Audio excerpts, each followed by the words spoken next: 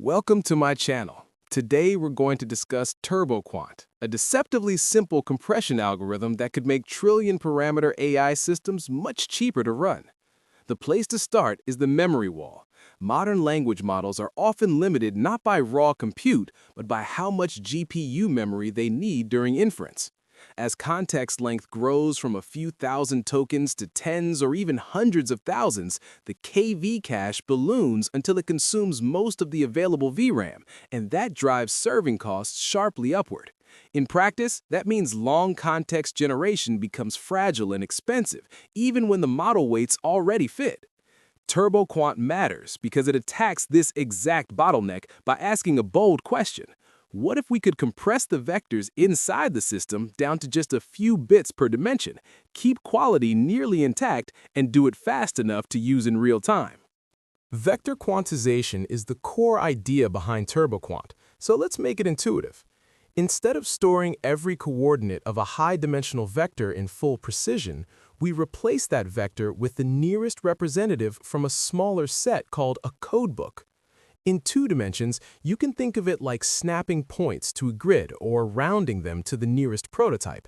The challenge is that real machine learning vectors do not live in 2 dimensions. They might have hundreds, thousands, or even more coordinates, and the notion of nearest becomes much harder to optimize.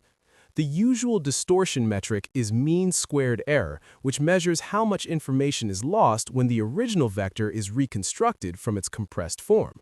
So the whole game is to use very few bits while keeping that reconstruction error as small as possible. Before TurboQuant, the field was stuck in an unpleasant trade-off. Product quantization can work well, but it typically needs a training stage such as k-means to learn dataset-specific codebooks, and that setup cost can be painfully slow. RabbitQ is also powerful, yet it pushes even harder on expensive pre-processing. Scalar methods like Kiwi are much simpler and faster, but they usually do not come with the same kind of strong optimality story. That leaves practitioners choosing between quality, speed, and theory, when what they really want is all 3 at once. TurboQuant changes the picture because it skips data-dependent training, quantizes in milliseconds or less, and still lands near the theoretical limit of how well any compressor could do at the same bit budget. The magic trick inside TurboQuant is a random rotation. A rotation does not change a vector's length, which means it preserves the squared error geometry we care about, but it does change how the information is distributed across coordinates. Many real vectors are structured or spiky, with some coordinates carrying much more signal than others, and that makes naive per-coordinate quantization inefficient. After applying a carefully chosen orthogonal rotation, the information gets spread much more evenly across dimensions. The coordinates begin to look approximately Gaussian and balanced, which is exactly the setting where simple scalar quantization becomes surprisingly strong. This is the key intellectual move in the paper. Do one global transformation that makes the hard high-dimensional problem behave like many easy one-dimensional problems. Now, let's walk through the actual TurboQuant MSE pipeline step by step. You start with an input vector and separate its norm from its direction, because the direction can be normalized onto the unit sphere and handled more cleanly. Then you apply the random orthogonal rotation, which redistributes the signal across coordinates without changing the essential geometry. Once rotated, each coordinate is quantized independently using a small scalar codebook chosen for the target bit width. The compressor stores the resulting index values plus the original norm. To reconstruct the vector, you reverse those steps. Map the indices back to their codebook values, apply the inverse rotation, and scale by the stored norm. What makes this elegant is that the entire system is simple enough to run on the fly, yet the distortion stays close to the best vector quantizer you could hope for. Once the rotation has made each coordinate behave like a draw from a known distribution, the codebook problem becomes dramatically easier. Instead of learning centroids from a big training dataset, TurboQuant solves an optimal one-dimensional quantization problem for the distribution it expects after rotation, which is approximately Gaussian in high dimensions. For 1 bit, 2 bits, 3 bits, or more, you can pre-compute the small set of best scalar reconstruction values that minimize distortion. That means the codebooks are universal rather than tied to a particular embedding table, document corpus, or KV cache sample. This is one reason TurboQuant is so fast. The heavy optimization is no longer repeated for every new dataset. You get a principled codebook ahead of time, and then inference time quantization becomes mostly rotation plus table lookup. TurboQuant is not just a clever heuristic, it comes with a strong theoretical story. The paper shows an upper bound on the distortion that falls like 1 over 4 to the power of b, where b is the number of bits per coordinate, and that matches the same exponential trend as the fundamental lower bound from information theory. In plain language, no algorithm can beat that lower bound, and TurboQuant stays within only a small constant factor gap of it. That is a big deal because practical quantization methods usually ask you to trust experiments without telling you how close they are to the true optimum. Here, the argument is much sharper. TurboQuant is provably near optimal across bit widths, which means its empirical performance is backed by theory rather than luck. The original TurboQuant MSE objective is about minimizing reconstruction error, but some applications care more about inner products than raw mean-squared error. Nearest neighbor search is the classic example because what matters is preserving similarity scores accurately and without bias. The paper explains that the basic MSE-oriented version introduces a multiplicative bias in inner products, so it proposes TurboQuant Prod to fix that. The idea is to combine the main quantized vector with a compact representation of the residual using a quantized Johnson-Lindenstrauss style sign sketch. That correction term removes the bias in expectation, giving you an estimator whose average inner product matches the true one. So the framework is flexible. One variant is optimized for distortion, and another is designed for unbiased similarity search. There is also a smaller but interesting optimization on top of the main algorithm. Once vectors are quantized, the codebook indices are not always used with equal frequency. Some symbols appear much more often than others, which means the average storage cost can be pushed a little lower with entropy encoding.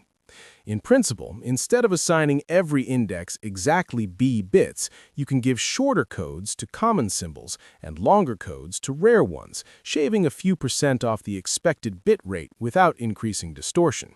The paper notes that this gain is real but modest, so TurboQuant favors a simpler fixed-width encoding in its main presentation. That design choice reflects a recurring theme here. The algorithm already gets most of the available benefit from the rotation and scalar quantization alone, so extra complexity is optional rather than essential. One of the most exciting applications is KV cache compression for large language models. During autoregressive generation, every token creates key and value vectors that must be stored so later tokens can attend to them, and that memory grows linearly with context length. For long prompts, the cache can dominate the total memory footprint and become the practical limit on deployment. TurboQuant attacks that pressure directly by compressing those vectors to roughly 2.5 to 3.5 bits per dimension while preserving downstream quality extremely well. The reported results on long context benchmarks show that TurboQuant can beat or match alternative cache compression methods even when using fewer bits. That means the algorithm is not just theoretically elegant, it directly lowers serving memory, reduces hardware requirements, and keeps model behavior close to full precision. The needle in a haystack benchmark is a powerful stress test because it asks a model to recover a tiny critical fact hidden inside a very long context. If compression damages the cache too much, recall breaks exactly where users care most, on the rare but important detail buried deep in the prompt. TurboQuant performs unusually well here, with reported scores that essentially match full precision at strong compression ratios. That result is important because it answers the most natural fear about aggressive quantization. The point is not only that the average metric looks good, but that the model still preserves the information needed to retrieve a specific sentence from a huge document. In other words, TurboQuant is compressing memory without discarding the very evidence that long-context inference is supposed to preserve. TurboQuant is also a strong fit for vector databases and embedding search. In nearest neighbor retrieval, we often need to store huge collections of high-dimensional embeddings and answer similarity queries quickly, which creates both storage and latency pressure. Traditional methods like product quantization and RabbitQ can be competitive, but they usually pay a large setup cost to learn data-specific structures. TurboQuant sidesteps that overhead and still delivers excellent recall, especially in high dimensions, where its rotated scalar strategy shines. The practical story is compelling. You can quantize embeddings almost instantly, store many more of them within the same memory budget, and still recover true nearest neighbors at a high rate. For large-scale retrieval systems, that combination of recall, speed, and simplicity is hard to ignore. If the theory explains why TurboQuant should work, the speed benchmarks explain why people may actually adopt it. Competing approaches often spend seconds or even hours in clustering, optimization, or data-dependent pre-processing before they are ready to quantize.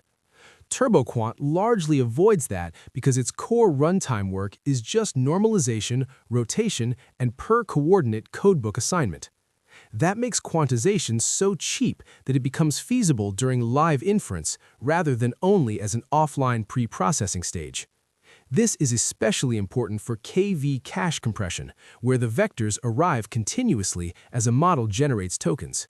A fast algorithm does not just save engineering time, it unlocks use cases that slower methods cannot realistically support in production. Real activations are rarely perfectly well-behaved, and one recurring issue is the presence of outlier channels with unusually large magnitude. If you quantize every dimension with the same bit width, those few extreme channels can dominate the error budget or get clipped too aggressively. TurboQuant handles this neatly by separating outlier dimensions from the regular ones and assigning them different precision levels. For example, a system can use a higher bit width for a small subset of difficult channels and a lower bit width for the majority, producing an effective non-integer average, such as 2.5 bits per dimension. This lets the compressor spend bits where they matter most, instead of treating all coordinates as equally hard. It is a practical refinement that connects the clean theory to the messier reality of modern LLM activations. The broader significance of TurboQuant is that it turns a deep mathematical insight into a systems-level cost reduction. If you can compress KV caches and embedding by roughly 4x while staying close to optimal distortion, then long-context serving, large-scale retrieval, and even trillion-parameter model deployment all become more realistic on the hardware people actually have. Fewer GPUs are needed, memory ceilings rise, and the economics of inference improve. Just as importantly, the algorithm is conceptually elegant. Rotate, quantize, and reconstruct. That simplicity gives it a good chance of influencing future work in weight compression, hardware-aware inference, and other neural architectures beyond today's transformer stacks. If you found this video helpful, please like and subscribe to the channel for more AI engineering content. Thanks for watching.